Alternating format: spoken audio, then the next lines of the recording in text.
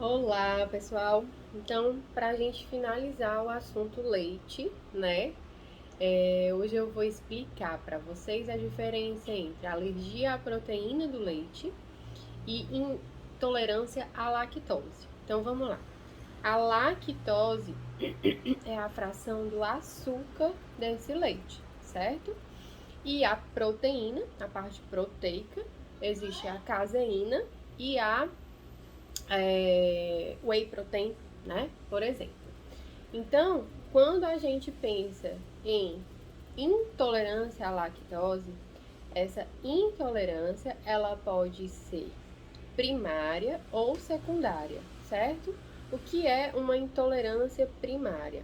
É quando a pessoa ela para de produzir, reduz a produção de uma enzima, que é a lactase, né, que digere a lactose, o açúcar desse leite, certo? Então, quando a gente diminui essa produção, e isso acontece naturalmente, e algumas pessoas já nascem com uma baixa produção de enzimas, certo?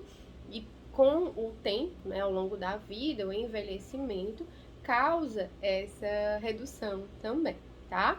E existe uma intolerância à lactose secundária. Então, essa intolerância à lactose secundária ela é ocasionada, na verdade, por uma disbiose. Então, a alteração da microbiota.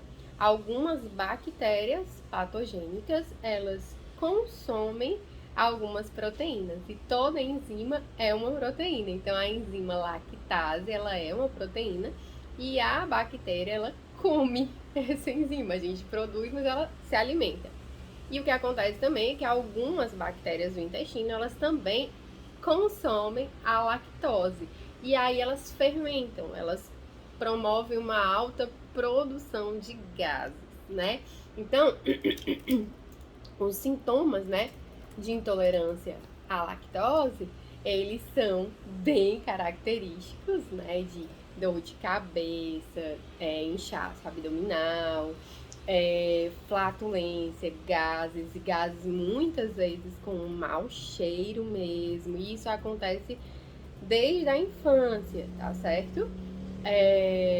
Diarreia ou uma constipação também, que pode ocasionar, tá? Náusea, azia, tá certo? E a prevenção, né, no caso, seria redução do consumo, da exposição ao leite, né, ao leite de vaca. Vale lembrar que o leite materno humano, ele também tem lactose, assim como o leite de vaca. O que muda é a proporção disso, certo? Da mesma forma, a fração proteica. Então, quando a gente pensa na proteína do leite, o leite materno humano, ele possui na sua composição proteica, 80% dele é whey protein e 20% é caseína. Quando a gente extrapola isso para o leite de vaca, né, ele vai ter uma composição oposta. Então, 20% do leite de vaca é whey protein, que é uma proteína de alto valor biológico, de boa digestibilidade, quando consumida isoladamente.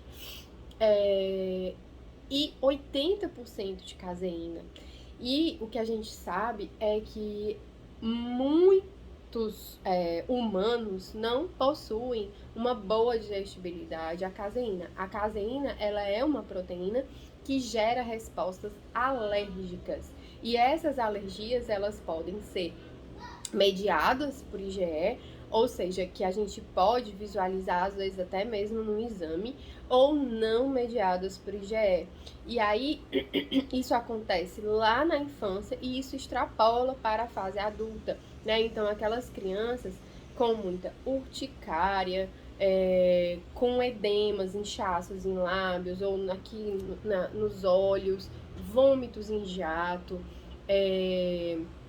até mesmo aquele chiadinho no peito e choque anafilático, tá? Outra coisa importante de entender é que nem sempre essas reações vão ser imediatas, né? Nem na criança, na infância, nem na fase adulta. Muitas vezes a gente consome o leite e tem reações após alguns dias. Isso também acontece, tá? Que são as reações não imediatas, por IgE, e são reações mais tardias. Então, a gente tem também vômitos tardios, diarreia com ou sem muco e sangue, sangue nas fezes, cólica, irritabilidade, intestino preso, baixo ganho de peso e baixo crescimento, inflamação no intestino, assadura, fissura anal na criança e no adulto, tá? Crianças com dermatites atópicas e adultos com dermatites atópicas moderadas ou graves, com descamação, ressecamento, asma, refluxo, inflamação do esôfago, esofagite, né, que a gente chama, inflamação no estômago, diarreia, dor abdominal, certo? Então, tudo isso são características, né, são manifestações que acontecem em pacientes que possuem alergia ao leite, à proteína do leite, né? Então, a gente consegue visualizar coceira nos olhos, coceira na garganta, aquela coceirinha que irrita. Nas manifestações gástricas, a gente encontra muito refluxo. Então, quando o paciente na fase adulta tem refluxo, que a gente tira o leite, melhora muito. Então, como eu falo, esses sintomas, eles vêm muito desde a primeira infância e vai acompanhando até a fase adulta, mudando os sintomas, né? Constipação, então, paciente muito constipado, tira leite já resolve. Paciente com muita rinite alérgica, muita sinusite, e até mesmo, né, a gente tem manifestações clínicas em sistema nervoso. Então, paciente mais irritado, com depressão, com ansiedade, isso tudo caracterizando também uma resposta alérgica ao alimento.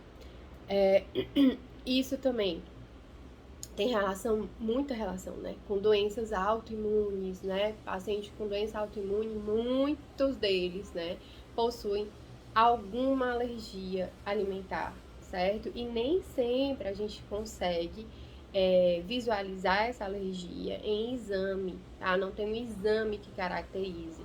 Então, a gente vai retirando, né, que a gente faz o tratamento que muitos de vocês aqui, que são meus pacientes, já fizeram.